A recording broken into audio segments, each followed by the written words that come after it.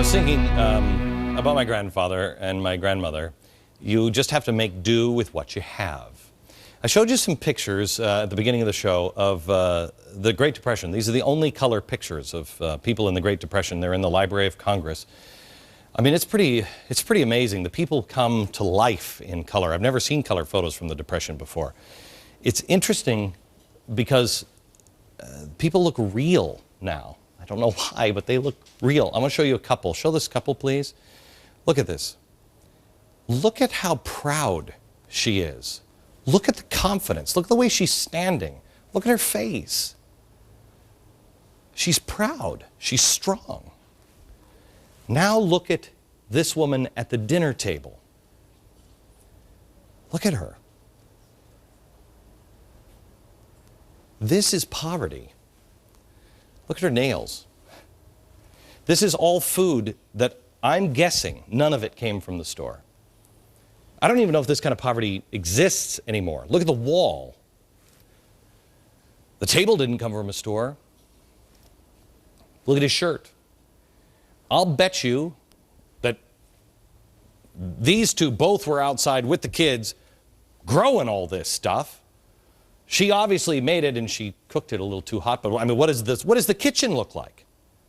She canned this food. None of it came from the store, I'm guessing. This is poverty. This is why our grandparents said to us, learn to mend, learn to sew, learn to can, learn to grow food. Because they saw this. We haven't. We think of poverty now in America as not having enough money for cable or high-speed internet. No, this is poverty. But here's what's truly amazing. These are the people that won World War II. These are the people that built America into what it is.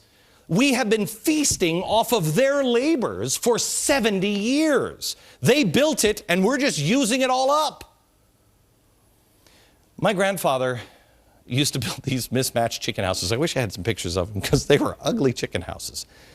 But it's because he would take scraps from everywhere else. He used what he had. He made do with what he had. The reason why I tell you this story is because these are the problems that we have in America now.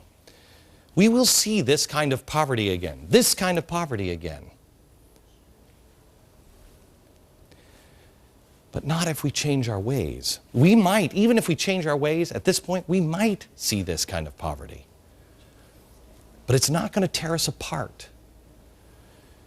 See, there are things we can do to fix. There's some things we can't fix. For instance, I can't fix the unemployment, and neither can you. I can't fix the debt, and neither can you. Overstretched military, I can't fix, or can I? Let's take a look at these. The lack of trust. What have I been saying for about a year? Be honest in all of your business dealings. Remember the 40-day and 40-night challenge? Please take it. We've got to change the mortar between the bricks. Never tell a lie. The reason why WikiLeaks can make such headlines and why everybody's running scared is because people aren't trustworthy. Be trustworthy in your own life. Be trustworthy. The eroding values. Well, how do you fix that? 40-day and 40-night challenge. Lack of education. You want to fix that? That'll fix apathy. And it'll fix lack of appreciation. Read. Read. Please read this. 5,000-year leap. Read it. Read it. Read history. Read the real George Washington. Once you start to learn history, you will stumble on a word or a picture that describes a dinner table just like that. And you'll realize how lucky we really are. You don't have to go to Africa to see poverty. You can go to Mexico. You can go to our past and possibly our future. Read. We need to fix education. I had a guy who, Harvard, say, this should be a textbook in my school. Won't be, because I'm too politically incorrect. There's 50 pages of footnotes in there. I made it because you have to restore the truth. You'll notice no one has taken this book apart and said that it's full of lies. Nobody. Why? Because it's not. They can't. 50 pages of footnotes. The truth. We must take the truth. We must take it. And we must plant it in our children. Children are our clay pots. They are the place where we have to hold the seeds of our republic. There is a storm that is now onshore, and the winds are starting to pick up. The most valuable things you have, you know this from 9/11, are your kids and their future. Well, their future is tucked away in the books of our past. If we haven't learned about our founders, because we haven't lived their dream in about 100 years, how are we going to restart it? Teach them the values and principles that they need, because they will replant those seeds and it will grow again. Our military is at the brink. If you don't think we can fix this, our military is at the brink. We can. Here's what I want you to do. I want you to adopt a military family. And not just for Christmas, but year-round. If somebody in the audience is already doing that, contact us. I'll put your website up on the screen. If the 912 groups want to do that, contact us. I will spread the information. But we need to take care of our military families. You know, the best way to help them is to have them not worry about their families here. We need to send the message to our military, we got you. We got you. What does the erosion of values mean? Erosion is such an interesting word. Erosion happens when the wind blows and the topsoil blows away, or the rains come and the soil washes down. That's erosion. So how do you stop it? Well, the reason why we had the Dust Bowl is because there weren't trees. There were not enough trees. And it all started to blow off. Trees with deep roots. Our values and principles must have deep roots. You must have them yourself. Find them.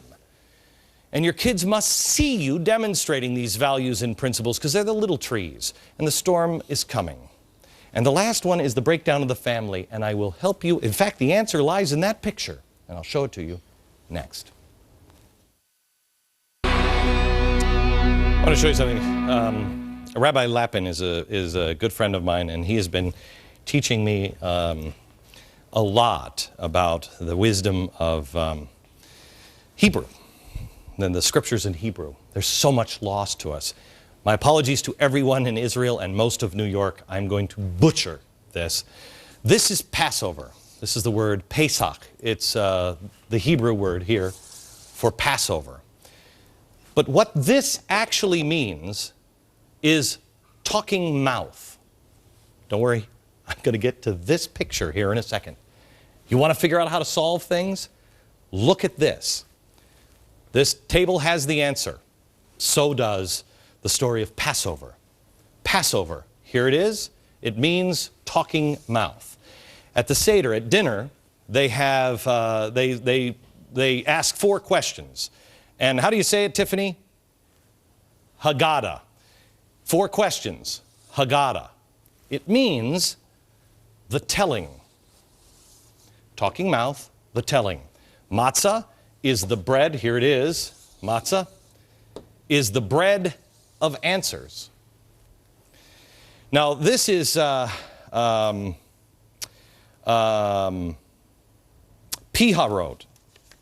Pihahirot, right? Pihahirot. Pihahirot is the first campsite where the Israelites left. When they left Egypt, they went to Pihahirot, which is the first campsite. What that means is the mouth of freedom.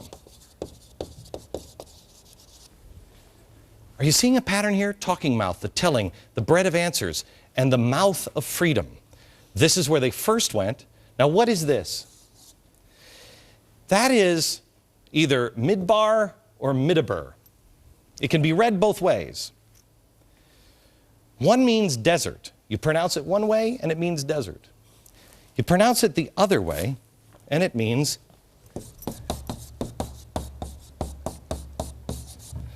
talking. I was in my car over the weekend with my kids. We got into the car. Dad, I want to put a movie on. I said, no movies. Can I play a game on the iPhone? No, no iPhone. May I tie this and this, I don't think you're going to need much math to do it. This and this together. What is the answer? Next.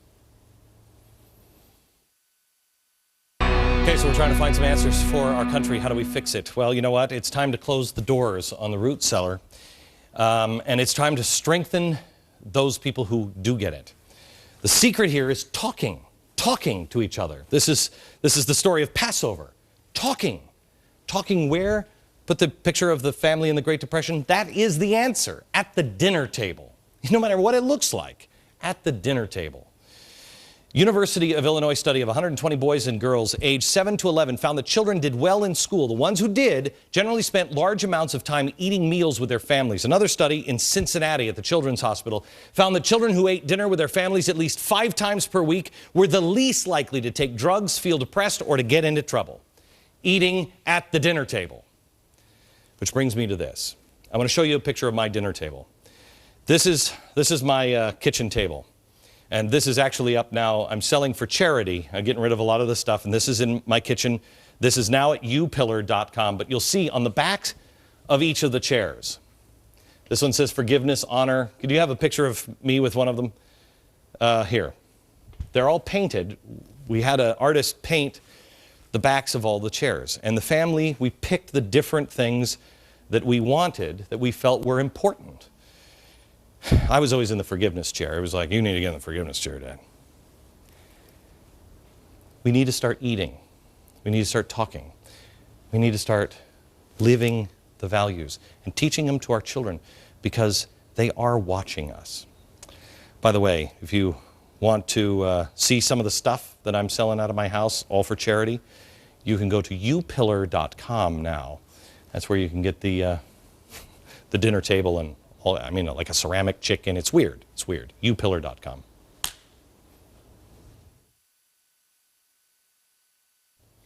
Tomorrow, yes, I am a ratings slut.